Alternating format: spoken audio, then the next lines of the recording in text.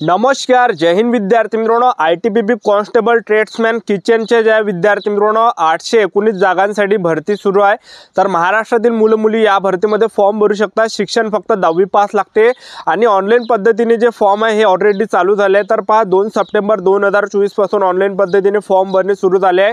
Form भरण्याची शेवटची तारीख या ठिकाणी 1 ऑक्टोबर 2024 आहे। तर ज्यांनी सुद्धा या भरतीमध्ये फॉर्म भरला नसेल तर नक्कीच फॉर्म भरा आणि सिलेक्शन होण्याचे जास्त चान्सेस आहे। मी तुम्हाला या ठिकाणी असं का सांगत आहे, कारण की यामध्ये सर्वात अगोदर तुमचं मैदानी चाचणी होणार आहे, ग्राउंड होणार आहे आणि दुसऱ्या टप्प्यामध्ये तुमचं जे यामध्ये लेखी परीक्षा होणार आहे। तर लेखी परीक्षेमध्ये जे पासिंग ठेवण्यात आली आहे, तर लेखी परीक्षेमध्ये जे पासिंग ठेवण्यात आली तर पहा जनरल EWS एक्स सर्व्हिसमॅनसाठी 35% पासिंग ठेवण्यात आली आहे आणि SC ST OBC या कॅन्डिडेटसाठी 33% पासिंग ठेवण्यात आलेली आहे। ठीक आहे, तर एवढी कमी या ठिकाणी पासिंग ठेवण्यात आलेली आहे परीक्षेमध्ये। तर अशा प्रकारे जे तुमचं हे असणार आहे, निगेटिव्ह मार्किंग सुद्धा नाही आहे लेखी परीक्षेमध्ये, तर जास्त चान्सेस आहे सिलेक्शन होण्याचे।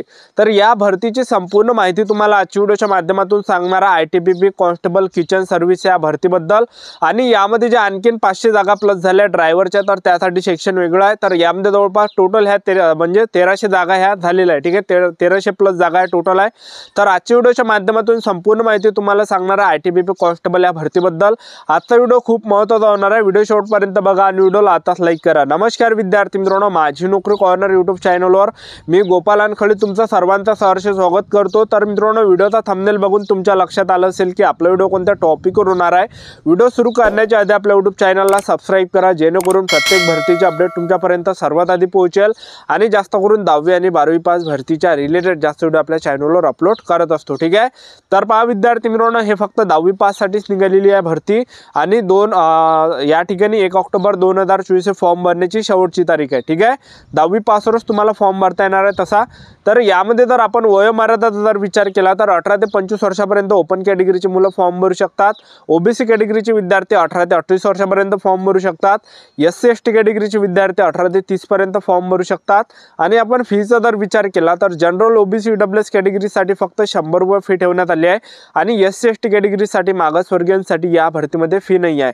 जे पण विद्यार्थी SC ST कॅटेगरीचे असाल तर आवर्जून फॉर्म भरा, कारण की फी नाही आहे।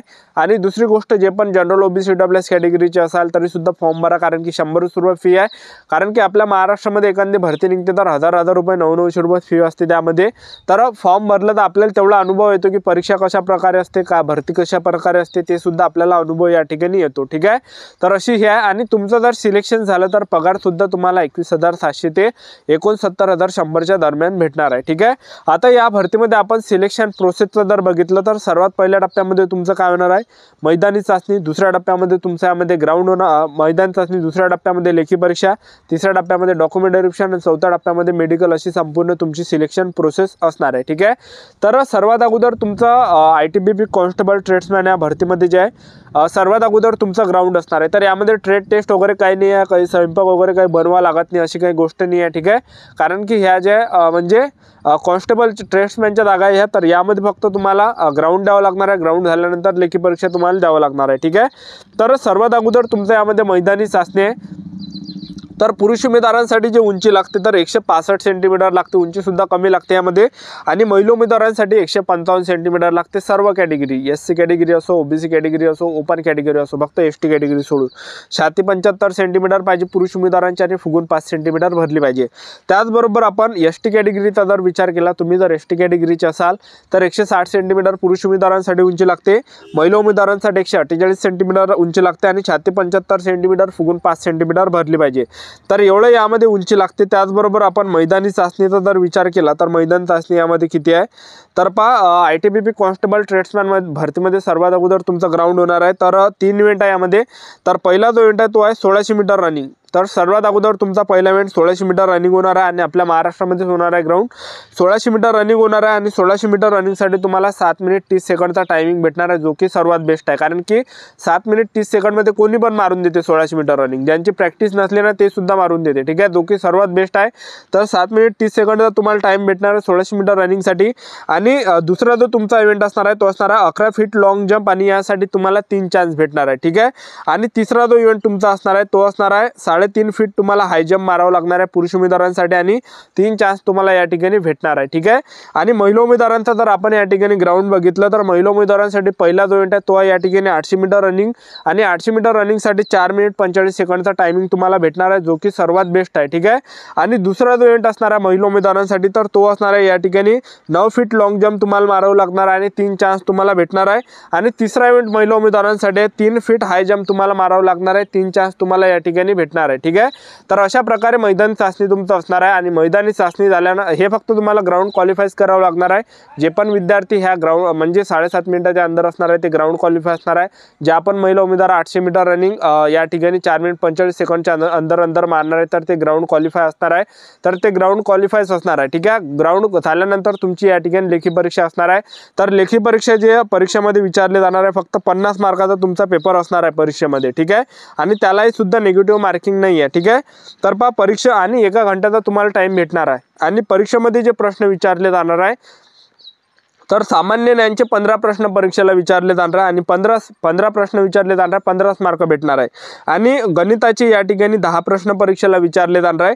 त्याचबरोबर बुद्धिमत्ता चाचणीचे 15 प्रश्न परीक्षेला विचारले जाणार आहे आणि हिंदी व्याकरण किंवा इंग्रजी ग्रामर तुम्ही या ठिकाणी निवडू शकणार आहे। तर या दोनपैकी तुम्हाला एक निवडावं लागणार आहे। तर यापैकी जवळपास 10 प्रश्न परीक्षेला विचारले जाणार आहे। तर टोटल 50 प्रश्न हे परीक्षेला विचारले जाणार आहे। सामान्य ज्ञानचे 15 प्रश्न आणि जनरल नॉलेज सामान्य ज्ञानचे 15 प्रश्न आणि गणिताचे 10 प्रश्न, त्याचबरोबर या ठिकाणी बुद्धिमत्ता चाचणीचे 15 प्रश्न आणि हिंदी व्याकरण किंवा इंग्रजी ग्रामर ह्या 2 पार्टपैकी तुम्ही एक पार्ट या ठिकाणी निवडू शकणार आहे, ठीक आहे। तर अशा प्रकारे तुमचा 50 मार्काचा पेपर असणार आहे आणि 1 घंट्याचा तुम्हाला टायमिंग भेटणार आहे, ठीक आहे। तर 1 घंट्यामध्ये तुम्हाला सोडवावं लागणार आहे हे 50 प्रश्न, ठीक आहे।